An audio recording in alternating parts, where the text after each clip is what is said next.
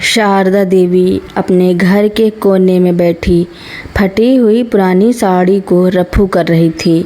सुई धागे के साथ साथ उनकी यादों का ताना बाना भी बुना जा रहा था।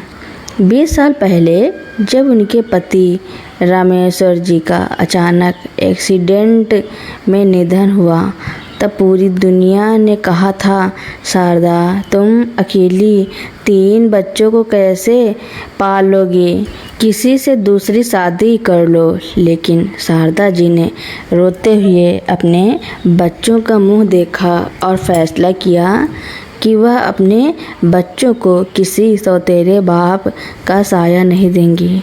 उन्होंने लोगों के घरों में खाना बनाना, बर्तन मांजना और रात भर जागकर सिलाई करना शुरू किया। बड़ा बेटा सुमित पढ़ाई में बहुत होशियार था। उसे डॉक्टर बनाना शारदा जी का सपना था। छोटा बेटा अमित, उसे वकालत की पढ़ाई करानी थी। बेटी काजल सबसे छोटी थी, जिसे लाड़ प्यार से पाला।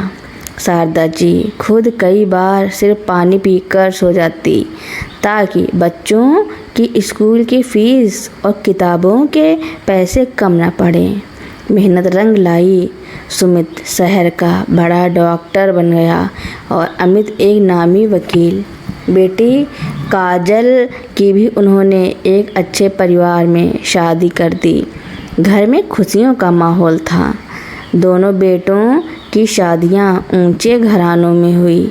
सुमित की पत्नी आरती और अमित की पत्नी किरण आधुनिक विचारों की थी। घर में बहुओं के आते ही शारदा जी को लगा कि अब उनके दुखों के दिन ख़त्म हो गए हैं और उन्हें भी आराम मिलेगा। लेकिन हकीकत इसके बिल्कुल उलट थी। एक दिन घर में बड़ी पार्टी थी। सुमित के डॉक्टर दोस्त आए हुए थे। शारदा जी सीधे साधे कपड़ों में मेहमानों को पानी देने गईं। तभी आरती ने उनके हाथ से ट्रे छीन ली और गुस्से में फुसफुसात कर कहा, मम्मी जी आपको कितनी बार कहा है कि हमारे हाई प्रोफाइल दोस्तों के सामने मत आया कीजिए। आपके फटे हुए हाथ और ये पुरानी साड़ी देखकर लोग क्या सोचेंगे कि डॉक्टर सुमित की माँ एक नौकरानी जैसी दिखती है। शारदा जी की आंखों में आंसू आ गए। उन्होंने अपने बेटों की तरफ देखा, लेकिन सुमित और अमित दोनों ने अपनी पत्नियों का पक्ष लेते हुए मुंह फेर लिया। बेटों की इस खामोशी ने माँ के कलेजे को छलनी कर दिया। धीरे धीरे शारदा जी को छत के आलीशान कमरों से निकालकर छत पर बने एक छोटे से स्टोर रूम में शिफ्ट कर दिया गया। अब वह माँ नहीं बल्कि बिना पगार की एक नौकरानी बन चुकी थी, जो सुबह सबसे पहले उठकर पूरे घर का झाड़ू पोछा करती, खाना बनाती, लेकिन खुद सबसे बाद में सूखी रोटियां खाती। समय बीतता गया और शारदा जी का शरीर कमज़ोर और बीमार रहने लगा। वह रात भर खांसती रहती, लेकिन बेटों के पास उनके लिए दवा लाने का समय नहीं था। तभी किस्मत ने एक नया मोड़ लिया। छोटे बेटे अमित ने लालच में आकर एक ज़मीन के सौदे में हाथ डाला, जिसमें वह बुरी तरह फंस गया। धोखेबाजों ने उसे ऐसा फंसाया कि उस पर 50 लाख रुपए का कर्ज चढ़ गया और कोर्ट से उसकी गिरफ्तारी का वारंट जारी हो गया। साख और नौकरी दोनों दांव पर थी। बड़ा भाई सुमित भी इतनी बड़ी रकम अचानक देने में असमर्थ था। घर में कोहराम मच गया। दोनों बहुएं रोने लगी और अमित आत्महत्या करने की बात करने लगा। छत के कमरे में बैठी माँ से अपने बच्चों का यह रोना बर्दाश्त नहीं हुआ। वह चुपचाप बिना किसी को बताए घर से बाहर निकल गई। अगली सुबह जब अमित को पुलिस पकड़ने आने वाली थी, तभी दरवाजे पर एक वकील आया। उसने अमित के हाथ में एक लिफाफा और 50 लाख रुपए का बैंक ड्राफ्ट थमा दिया। अमित और सुमित हैरान रह गए कि इतनी बड़ी रकम किसने दी। तभी वकील ने कहा, यह आपकी माँ शारदा देवी ने भिजवाया है। जब दोनों भाई और बहुएं भागते हुए छत पर माँ के कमरे में गए तो वहाँ का नज़ारा देखकर उनके पैरों तले जमीन खिसक गई। शारदा जी बिस्तर पर बेजान लेटी हुई थी। उनके हाथ में जहर की खाली शीशी थी और पास ही एक पत्र रखा था। मेरे प्यारे सुमित और अमित, तुम दोनों ने सोचा होगा कि तुम्हारी अनपढ़ माँ के पास इतने पैसे कहाँ से आए। बेटा, तुम्हारे पिता जी के जाने के बाद जो थोड़ी बहुत पुश्तैनी ज़मीन गांव में बची थी, जिसे मैंने तुम्हारी शादी के लिए बचा कर रखा था, उसे बेचने का सौदा आज ही पूरा किया है। लेकिन खरीदार पूरे पैसे देने को तैयार नहीं था। वह कह रहा था कि जब तक मैं खुद जीवित हूँ, रजिस्ट्री में कानूनी अड़चनें आएंगी, और वैसे भी अब इस बूढ़े शरीर की इस घर में ज़रूरत ही क्या थी। मेरे फटे हाथ तुम्हारी बदनामी कराते थे और मेरी खांसी तुम्हारी नींद खराब करती थी। इसलिए मैंने सोचा कि अपनी इस बेकार ज़िंदगी को ख़त्म करके अगर मैं अपने बेटे की इज्जत और ज़िंदगी बचा सकूं, तो मेरी ममता सफल हो जाएगी। अमित, इन पैसों से अपना कर्ज चुका देना और सुमित, अपनी पत्नी से कहना कि अब तुम्हारी सहेलियों के सामने तुम्हारी इमेज खराब करने वाली यह बदसूरत माँ कभी नहीं आएगी। हमेशा खुश रहना मेरे बच्चों। पत्र पढ़कर सुमित और अमित फूट फूट कर रोने लगे। दोनों बहुएं आरती और किरण भी जमीन पर बैठकर अपनी गलती पर छाती पीट कर रो रही थी। जिस माँ को उन्होंने जीते जी एक ढीला कपड़ा और सम्मान नहीं दिया, आज उसी माँ ने मर कर भी उनके बिखरते परिवार को बचा लिया था। परंतु अब बहुत देर हो चुकी थी। पश्चाताप के आंसू रोने से वो ममतामयी माँ वापस नहीं आने वाली थी। शारदा जी के अंतिम संस्कार के बाद घर में ऐसा सन्नाटा पसर गया था जिसे शब्दों में बयां नहीं किया जा सकता था। सुमित और अमित अपनी माँ की अस्थियों का कलश लेकर जब गंगा तट पर पहुँचे तो उनकी आँखों के आंसू रुकने का नाम नहीं ले रहे थे। जिस माँ ने जीवन भर उनके लिए कांटे चुने, आज वे उसकी राख को अपने हाथों में समेटे खड़े थे। घर लौटने पर दोनों भाइयों और बहुओं की मानसिक स्थिति पूरी तरह बदल चुकी थी। आरती और किरण, जो कभी घर के ऐशो आराम में डूबी रहती थी, अब जब भी उस सूने स्टोर रूम की तरफ देखती तो उनका कलेजा कांप उठता। माँ का वह आखिरी पत्र डाइनिंग टेबल के कांच के नीचे दबा दिया गया था ताकि वह हर पल उन्हें उनके गुनाहों की याद दिलाता रहे। अमित ने माँ के बलिदान के पैसों से अपना कर्ज तो चुका दिया और जेल जाने से बच गया, लेकिन उसकी अंतरात्मा मर चुकी थी। वह रात रात भर उठकर रोता और कहता, भैया, इस इज्जत और पैसे का मैं क्या करूं, जिसकी कीमत मेरी माँ को अपनी जान देकर चुकानी पड़ी। महीने बीत गए, घर में माँ की कमी का दर्द अभी कम भी नहीं हुआ था कि एक दिन दरवाजे पर एक बुजुर्ग व्यक्ति आकर खड़ा हो गया। उनके चेहरे पर झुर्रियाँ थी, बाल पूरी तरह सफ़ेद थे और कंधों पर एक पुराना झोला टंगा था। सुमित ने दरवाज़ा खोला और पूछा, जी आप कौन? यहाँ किससे मिलना है? उन बुजुर्ग की आंखों में आंसू आ गए। उन्होंने कांपती आवाज़ में कहा, बेटा सुमित, मैं दीनदयाल हूँ, तुम्हारी माँ शारदा का सगा बड़ा भाई, यानी तुम्हारा मामा। दोनों भाई और बहुएं ड्राइंग रूम में इकट्ठा हो गए। सुमित और अमित ने कभी अपने ननिहाल के किसी व्यक्ति को नहीं देखा था, क्योंकि शारदा जी ने हमेशा यही कहा था कि उनके मायके में कोई नहीं है। अमित ने गुस्से और हैरानी से पूछा, मामा जी, हमारी माँ ने तो कभी आपके बारे में नहीं बताया। जब हम छोटे थे, जब माँ लोगों के घरों में बर्तन मांजती थी, तब आप कहाँ थे? आज जब माँ नहीं रही तो आप यहाँ हक जताने आ गए। दीनदयाल जी ने भारी मन से अपना झोला खोला और उसमें से एक पुरानी पीली पड़ चुकी डायरी निकाली।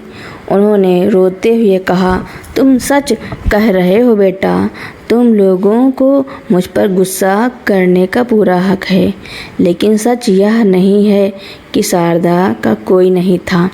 सच तो यह है कि शारदा ने खुद हमसे सारे रिश्ते तोड़ लिए थे। सुमित ने हैरान होकर पूछा, पर क्यों? माँ ऐसा क्यों करेगी? मामा जी ने डायरी सुमित के हाथ में देते हुए कहा, जब तुम्हारे पिता का एक्सीडेंट हुआ था, तब हमारे रूढ़िवादी परिवार और गांव के लोगों ने शारदा पर दबाव बनाया था कि वह अपने बच्चों को अनाथ आश्रम भेज दे या किसी रिश्तेदार को सौंप दे और खुद दूसरी शादी कर ले। हमारे माता पिता ने तो यहाँ तक कह दिया था कि अगर वह तुम तीनों को साथ लाएगी तो उसे मायके में पैर नहीं रखने दिया जाएगा। दीनदयाल जी ने आगे कहा, शारदा ने उस दिन रोते हुए पूरे परिवार से नाता तोड़ लिया था। उसने मुझसे कहा था, भैया, जो परिवार मेरे बच्चों को स्वीकार नहीं कर सकता, वो मेरे लिए आज से मर गया। मैं भीख मांग लूँगी, भूखी सो जाऊँगी, लेकिन अपने बच्चों को किसी के आगे झुकने नहीं दूँगी। उसने स्वाभिमान के खातिर मायके का नाम तक अपनी ज़िंदगी से मिटा दिया। मामा जी की बात सुनकर सुमित और अमित के पैरों तले जमीन खिसक गई। जिस माँ को वे और उनकी पत्नियाँ अनपढ़ और गंवार समझकर उसका अपमान करते थे, उसका स्वाभिमान और त्याग इतना बड़ा था कि उसने बच्चों के लिए अपने सगे माँ बाप और भाई को भी छोड़ दिया था। दीनदयाल जी ने झोले से एक और कागज़ निकाला। वह कोर्ट के कुछ दस्तावेज थे।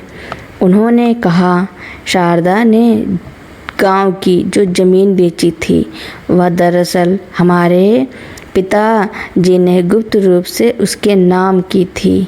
शारदा जानती थी कि मैं उससे बहुत प्यार करता हूँ, इसलिए मरने से कुछ दिन पहले उसने मुझे एक खत लिखा था। उसने कहा था कि अगर अमित पर कोई मुसीबत आए तो मैं इस ज़मीन को बिकवाने में उसकी मदद करूं।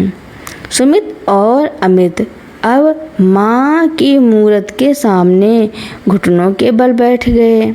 आरती और किरण ने रोते हुए माँ की तस्वीर के पैर पकड़ लिए। उन्हें समझ आ गया था कि माँ का त्याग सिर्फ एक बार का नहीं था, वह तो उनके पैदा होने से लेकर अपनी आखिरी सांस तक सिर्फ उनके लिए ही जी रही थी। उसी दिन सुमित और अमित ने एक बड़ा फैसला लिया। अमित ने वकालत के अपने रुतबे का इस्तेमाल किया और सुमित ने अपनी डॉक्टर की पूरी जमा पूंजी लगा दी। उन्होंने शहर के बीचों बीच स्थित अपने उस आलीशान बंगले को, जिसके चलते उनके मन में घमंड आया था, एक भव्य शारदा मात्र सेवा आश्रम में बदल दिया। आरती और किरण अब वे मॉडर्न पार्टियों में जाने के बजाय उस आश्रम में बेसहारा बुजुर्ग माताओं की सेवा करती हैं, उनके पैर दबाती हैं और उन्हें अपने हाथों से खाना खिलाती हैं। सुमित उस आश्रम में बुजुर्गों का मुफ्त इलाज करता है और अमित उन माताओं को कानूनी सहायता देता है जिन्हें उनके बच्चों ने छोड़ दिया है। शारदा जी अब इस दुनिया में नहीं थी, लेकिन उनका त्याग बेकार नहीं गया। उनके बेटों और बहुओं की बंद आंखें खुल चुकी थी। आज उस आश्रम की दीवारों पर शारदा जी की मुस्कुराती हुई तस्वीर लगी है और नीचे लिखा है, माँ का स्थान भगवान से भी ऊपर है। जीते जी उनके प्रेम को पहचानो, क्योंकि माँ की खामोश पीड़ा पूरे वंश को बदल देती है। शारदा मात्र सेवा आश्रम को शुरू हुए 3 साल बीत चुके थे। सुमित, अमित, आरती और किरण का जीवन अब पूरी तरह बदल गया था। आलीशान पार्टियों और दिखावे की जगह अब उनके जीवन में भजनों की गूंज और बुजुर्गों की सेवा का सुकून था। आरती और किरण अब आश्रम की हर बूढ़ी माँ में अपनी सास शारदा जी की छवि देखती थी। उन्हें लगता था कि वे जितनी सेवा करेंगी, माँ की आत्मा उन्हें उतना ही जल्दी माफ़ कर देगी। सब कुछ ठीक चल रहा था, लेकिन नियति अभी उनके पश्चाताप और सेवा के भाव की एक और परीक्षा लेने वाली थी। एक शाम जब आसमान में काले घेरे छाए थे और तेज़ बारिश हो रही थी, आश्रम के दरवाजे पर एक एम्बुलेंस आकर रुकी। सुमित तुरंत बाहर भागा।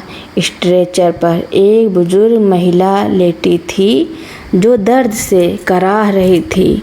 उनके बाल पूरी तरह सफ़ेद थे, चेहरा झुर्रियों से भरा था और शरीर पर एक फटी हुई मैली साड़ी थी। उनके पैर की हड्डी टूट चुकी थी और घाव में गहरा इन्फेक्शन हो गया था। आरती और किरण ने तुरंत आगे बढ़कर उन बुजुर्ग महिला को संभाला, उनके घावों को साफ किया और उन्हें साफ सुथरे कपड़े पहनाए। जब सुमित ने उनके मेडिकल पेपर देखे तो हैरान रह गया। उस महिला का नाम था कमला देवी। लेकिन चौंकाने वाली बात यह नहीं थी। चौंकाने वाली बात वह नाम था जो उनके गार्जियन के कॉलम में लिखा था, पंकज, नवीन और पवन। हाँ, यह वही कमला देवी थी जो कभी सावित्री जी की पड़ोसन हुआ करती थी और आज उनके खुद के बेटों ने उन्हें शहर के दूसरे कोने में लावारिस छोड़ दिया था। सुमित ने तुरंत अमित को केबिन में बुलाया। दोनों भाई उस महिला के पेपर देखकर सन्न रह गए। अमित ने कहा, भैया, ये तो वही महिला है ना जिनके बेटों की कहानी हम सब ने सुनी थी, जिनकी बड़ी बड़ी कोठियाँ हैं और जो समाज में इतने ऊंचे पदों पर हैं। उन्होंने अपनी माँ को इस हाल में छोड़ दिया। आरती भी कमरे में आई और उनकी आंखों में आंसू थे। उसने कहा, सुमित, अमित, जब मैं इन माँ जी के पैर दबा रही थी तो मुझे अपनी माँ याद आ गई। हम भी तो यही कर रहे थे ना। अगर माँ ने वह आत्मघाती कदम न उठाया होता तो शायद आज हमारी माँ भी किसी आश्रम के कोने में ऐसे ही तड़प रही होती। आरती की बात सुनकर दोनों भाइयों का सिर शर्म से झुक गया। उन्हें समझ आ गया कि माँ शारदा ने अपनी जान देकर न सिर्फ अमित को बचाया था बल्कि उन्हें इस महापाप को करने से भी रोक लिया था। अगले ही दिन सुमित और अमित ने अपनी कानूनी और सामाजिक ताकत का इस्तेमाल किया। अमित ने वकील होने के नाते कमला देवी के तीनों बेटों को कोर्ट का नोटिस भिजवाया और सुमित ने शहर के बड़े डॉक्टरों और रसूखदारों के बीच उनके बेटों की इस करतूत को उजागर कर दिया। तीसरे दिन कमला देवी के तीनों बेटे जो समाज में अपनी झूठी इज्जत बचाने के लिए झटपटा रहे थे, दौड़ते हुए शारदा आश्रम पहुँचे। वे गुस्से में थे और आश्रम के स्टाफ पर चिल्लाने लगे, हमारी माँ को यहाँ किसने भर्ती किया?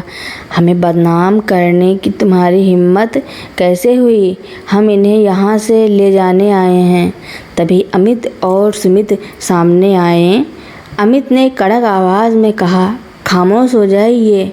आप इन्हें यहाँ से प्यार के कारण नहीं बल्कि अपनी गिरती हुई साख और बदनामी के डर से ले जाने आए हैं। कोर्ट के आदेश के मुताबिक अब आप अपनी माँ को हाथ भी नहीं लगा सकते। आपने माँ की ममता का सौदा किया है। कमला देवी जो व्हील चेयर पर बैठी यह सब देख रही थी। उनकी आंखों से आंसू बह निकले। उन्होंने कांपती आवाज़ में अपने बेटों से कहा, तुम लोग यहाँ से चले जाओ। जब तुम्हें तुम्हारे सहारे की ज़रूरत थी तब तुमने मुझे नौकरानी से बदतर समझा। आज इस आश्रम की बहुओं ने मुझे जो सम्मान और प्यार दिया है वह तुम मुझे अपनी सोने की लंका में भी नहीं दे सकते। बेटों का अहंकार चूर चूर हो चुका था। वे मीडिया और कोर्ट के डर से सिर झुकाकर वहाँ से चले गए। उस रात आश्रम के मंदिर में महाआरती का आयोजन किया गया था। शारदा जी की बड़ी सी तस्वीर फूलों के हार से सजी हुई थी। कमला देवी को बीच में बिठाया गया था और आरती, किरण, सुमित और अमित उनके पैरों के पास बैठे थे। आरती ने शारदा जी की तस्वीर की तरफ देखा और मन ही मन कहा, माँ, आज हमने सिर्फ एक आश्रम नहीं चलाया, आज हमने आपकी दी हुई सीख को जीकर दिखाया है। अब इस दुनिया में कोई भी माँ अपने बच्चों के अहंकार की आहुति नहीं बनेगी। जब तक शारदा आश्रम है, हर वागन माँ यहाँ की रानी बनकर जिएगी। तस्वीर में मुस्कुराती हुई शारदा जी की आंखें जैसे कह रही थी कि उन्होंने अपने बच्चों को माफ़ कर दिया है।